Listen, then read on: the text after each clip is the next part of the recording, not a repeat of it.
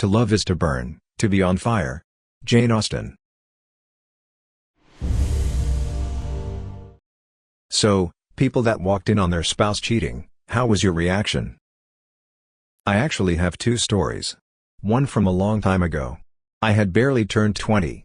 My first real girlfriend. We're going to a cookout at a friend's house. Just a couple of us going. I get there and sit down, her car is there, so I look for her out at the back. Nope, she's not there. She's right in the living room and he's right behind her. My first reaction is to throw the nearest object at them, yell crap at them and just leave. It was just a TV remote or something, but when it left my hand, it stirred up a lot of crap. It hit him in the back and left a bruise. They teamed up to tell all my friends that she dumped me a day or two before and I was being a creepy stalker coming to get revenge on them. I had no friends after that. Faced all that and the fallout alone. It was a nightmare and horrible couple of years. Almost 10 years later, I walk in on the girl who was this close to being my fiancée, on her knees blowing her friend. I just said hope you two are having fun and left. Of course they made up an elaborate story as to why I'm no longer in either of their lives, but at least I have friends around now to cheer me up. The side effect is that I've got a couple of different circles of friends that don't even necessarily know about the others, because all it takes is one charismatic prick to unite everyone you've ever liked against you and basically destroy your life. Second story. Somehow related. I walked in on my fiancée being sexually assaulted. We were at a Halloween party and she got a little wasted. Mind you, everyone there were friends, pretty damn close friends too. Everyone at this party was actually invited to our wedding. So my fiancée disappears upstairs with the woman who owns the house and I think no big deal, my girl gets tired when she drinks, she's probably going to lay down to take a rest. I assume the woman who owned the house, a very old friend of my fiancée's, was going to lay down with her since they both have a history of doing this. Fast forward 45 minutes and the owner is back downstairs at the party but my fiancée was not with her. The owner told me she was asleep in the spare bedroom and she had closed the door and left her up there about 10 minutes ago. But something didn't seem right, so I went up to find her. The door wasn't closed, in fact it was wide open. And one of our friends, the husband of her best friend to be exact, was in the bed with my fiancée. Her dress was on floor and he had his fingers inside of her undergarment. I hate to admit it, but I assumed the worst for a split second. Just a second, but I despise myself for it. I assumed she was encouraging it, but then I realized she was crying and he had tied one of her arms to the bed frame. Not only that, but she's a petite girl and he had most of his bulk on her holding her down. I hauled him off of her, broke his nose, and gave him a concussion before someone else from the party pulled me off of him after the three of our combined screaming brought people running. He attempted to sue me for assault. She pressed sexual assault charges. It hasn't been easy the past couple of months. Her best friend, the guy's wife, sided with her husband and cut all contact with my fiancée. She was also my fiancée's maid of honor, so she obviously kicked her out of the wedding party. My girlfriend's roommate let me in, looking confused. She said, "I thought you were here already?" Then I heard noises coming from her room. I got really pissed off and stormed in ready to beat the crap out of him, but when I kicked the door in, the guy jumped off of her, and I swear his fully erect D couldn't have been bigger than a Sharpie. It stopped me dead in my tracks. So I started laughing, softly at first, then harder, until I was cackling like a damn hyena.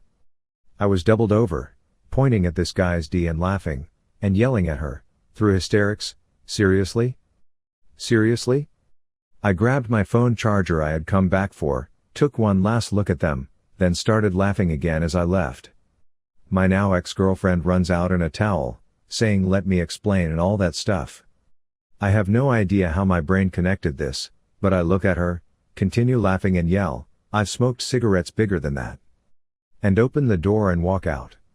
Of course, as soon as I got back to my car my reaction went from uncontrollable laughter to sobbing and screaming, but I got the satisfaction of not letting her see it. There are two great PS to the story though. First, her roommate called me a few days later saying she had a fight with my ex for cheating on me. 2 days later, while the ex was at work, I screwed her roommate in her bed. Second, many years later, word reaches me that my ex was marrying this guy and their wedding was forthcoming. I order a grow your own bachelorette novelty toy on Amazon and have it sent as a wedding gift from a made-up name to her mother's house. No word on if they got it. Edit. Well, crap, Now this story has a third awesome PS. Cause this whole thing got my ass gilded. Thanks, stranger. Married for about 5 years, walked in on my wife and a coworker on the kitchen floor. All three of us worked together, just to be clear, which I'll get to later. She worked graves and I worked days at the time, and Saturday morning was a time when many of our coworkers would hit the bar that happened to be behind our house. I remember seeing someone else's car in the driveway and assumed someone, likely a female, had crashed to avoid drunk driving. I remember opening the door super quietly, to not wake anyone, and experienced something I was not prepared for. The first thing I heard was a rapid squishing sound accompanied by the moaning of my wife. I see them clear as day on the kitchen floor. I am not noticed until I close the door and greet them with a friendly, "What the actual heck?" It's difficult to even begin to explain what that does to you. I realize it's unfortunately not all that uncommon to experience cheating, but to walk in on it, especially when you are married, is a life-changing experience. I did not react the way I would have imagined I would. I simply felt nothing. My actions became autonomous, told the fellow to get out now repeatedly as he insisted on apologizing and asked me to hit him. After several warnings, I threatened to get my gun as I felt as if that was what you were expected to do. Eventually he left only after my wife told him to leave. I calmly went to the bedroom to remove my suit and get into something more comfortable as my wife remained in the kitchen, still laying on her back, covering her face. I left and immediately drove to a nearby apartment complex and called my boss, who is a good friend. As I was leaving, I saw the other guy in my driveway, but I didn't care. I just wanted to get away. After telling my boss/friend everything, I began the application process for an apartment, not even 2 hours after discovering the two. Because of the nature of the incident, since my wife was the boss of the guy she was cheating with, there had to be an investigation. I didn't intend for there to be an investigation, I just wanted someone to talk to. Less than 24 hours later, because some people on the committee can't keep their mouths shut, every single person I knew found out. It was a horrific experience that I am fairly certain has scarred me, yet strengthened me for life. 0/10 would not recommend. Edit. Per request, I will finish the story. I hope that it's worth the read and I can make a difference in someone's life at some point, or give everyone something to reflect on. I made the mistake of giving her a second chance about 2 months later. It lasted about a month before we separated and I filed for divorce. Don't ever give someone who cheated a second chance in a monogamous relationship, ever. Cheating occurs when one's selfish desires exceed their compassion and respect for their partner, period. You owe it to yourself to cut them out of your life like a cancer. Even if they become a better person afterwards, it simply should never be worth it for you. The emotional turmoil is surreal. For a while I would break down crying anytime I saw the color orange. She was wearing orange panties when I caught her. I chose to welcome the single life and to numb the pain with a large amount of booze. Time is a beautiful thing. Eventually I came to my senses and stopped drinking and started to progress to a constructive life. I did the classic stuff. I hit the gym, became the strongest I have ever been in my life to coincide with the strength I wanted to develop mentally and emotionally, resumed college and got a new job. It's been a few years, but I like the direction I am going. I have more self-respect than I have ever had in my life. I have a wonderful woman in my life who is a great support and complements my personality. I lost a lot of friends for various reasons, but I am building new relationships. Does time help? Yes, but it won't fix everything. I occasionally struggle with trust issues, as well as anxiety, but it's getting better. Trust me on this though, it was so hard, and it still is on occasion, but you will learn a lot about yourself. This was the moment of my life. For a couple of weeks I suspected my girlfriend was cheating on me with this particular guy, we'll call him John. The relationship was going south anyways, but I just wanted the pleasure to see her face when I catch her. My buddy and I devised a plan. I told my girlfriend I was going home to visit my parents. I was away in college, but in fact I was staying at my buddy's place a couple of miles down. Then the stakeout started. We knew where John lived and decided to follow him throughout the day. I was obsessed. We took my buddy's car at 6 in the morning, parked right where he lived, and started following him everywhere. Day 1 was a bust.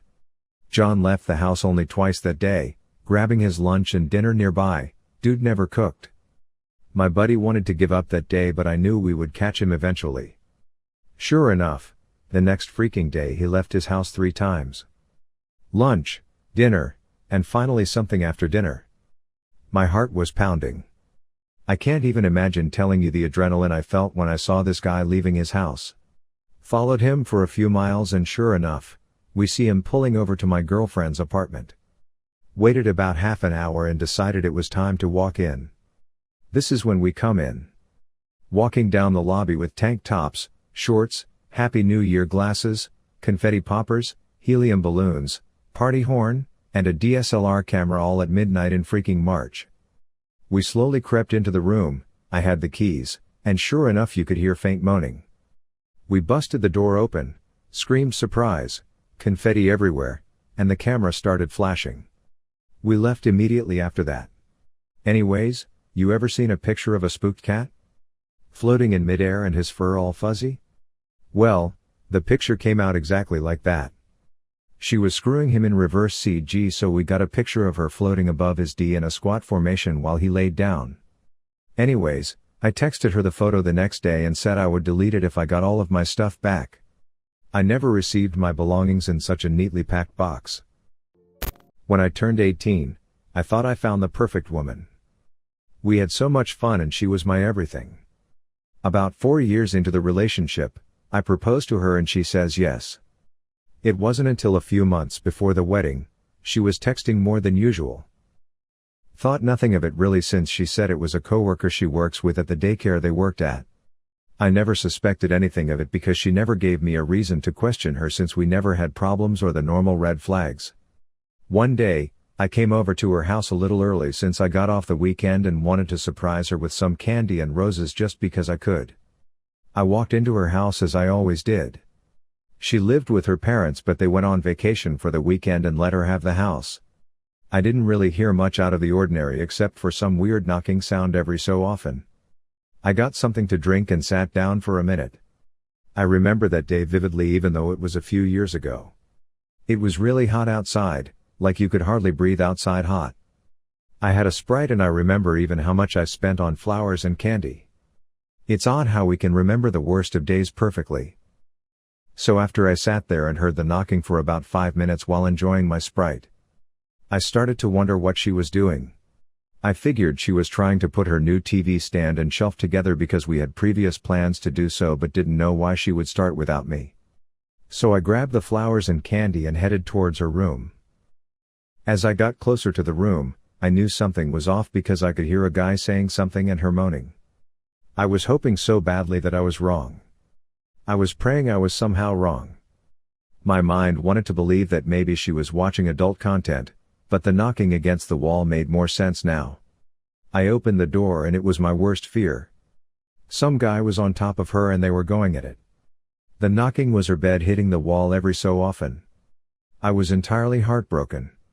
I put the flowers and candy on her dresser and left without saying a word. They both see me and just sort of froze, like maybe perhaps if they stopped I'd not notice, or maybe they didn't know how to react. I know I didn't. I knew the guy. He was one of her really good friends from grade school. In most cases I wouldn't be mad at the guy because I think in most cases, the guy doesn't know the full situation, but this guy knew better. He knew we were together and I was mad. Hell, the guy had a girlfriend of his own. I was furious, but it was sadness that took me over. I was so sad, it felt like I wasted 4 years of my life. I didn't understand why or how she could do this, what I did wrong. So many things in my mind.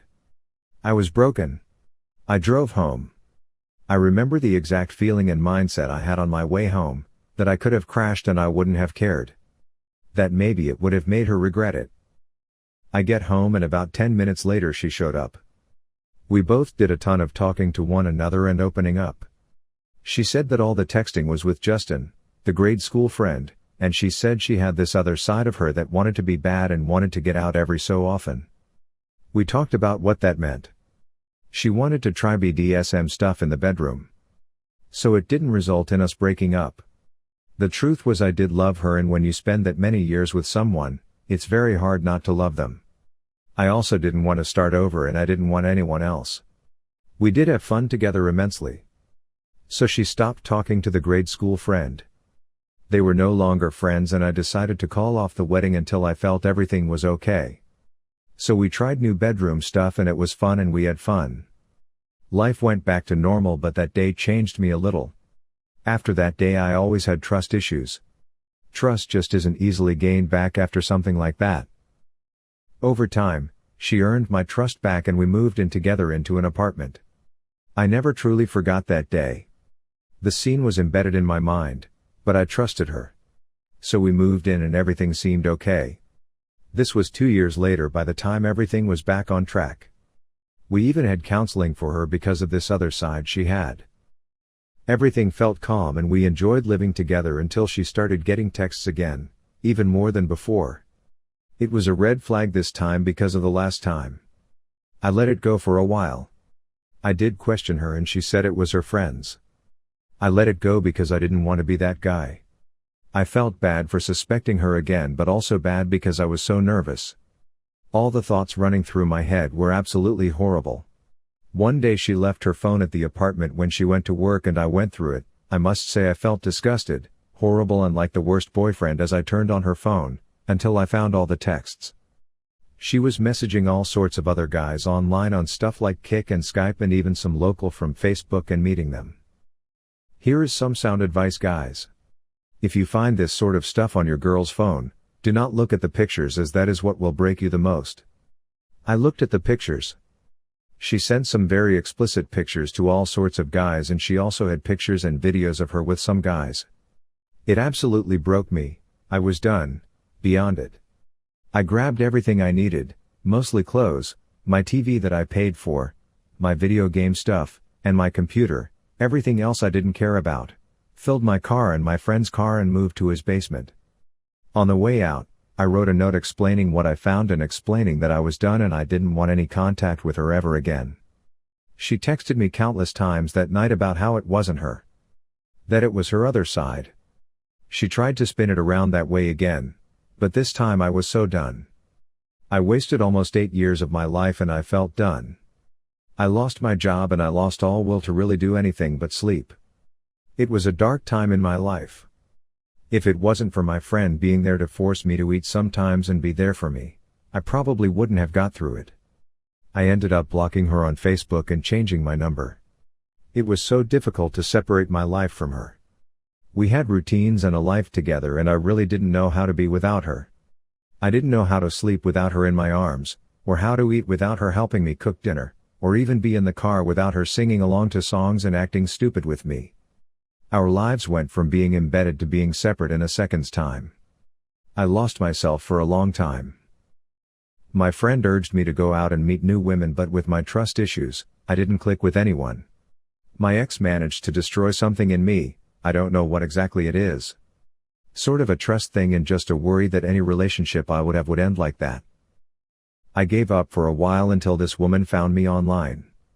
I had a website where I was writing a book online. I wrote it in chapters and posted each one online like an episodic style. This woman was a huge fan and we noticed we had a huge number of the same interests. She loved writing just as much as I do. We write together now, and she has a passion for art. We share our new art with each other all the time and give each other honest critiques. We are always brutally honest with each other and I love that. It's been 3 years of constant Skyping, playing games on PlayStation 3 with each other, and we write to each other every single day. We have fallen in love with each other. We literally talk from the moment our day starts to when we sleep and it's amazing. The only thing we are trying to change is moving to where she is. She lives in the UK and I live in the States. The only real strain is the 5-hour time difference. Right now I have been saving up slowly. I've done my research, gotten a passport, a plane ticket, and at some point the proper visas to work there. So I have made the decision to move to the UK. It's just a matter of time before it happens. The money will take time to save up, but our love grows every single day regardless of the distance. We make it work. I know this will probably be buried or will not be read all the way through because it's super long, sorry, but I just want anyone going through this to know that it gets better and you'll find someone. Don't give up. Keep your head up even when you don't want to. I still have moments where I'm affected by what's happened. I still have trust issues sometimes thanks to it all, but it was an experience that has made me stronger. So always keep pushing forward.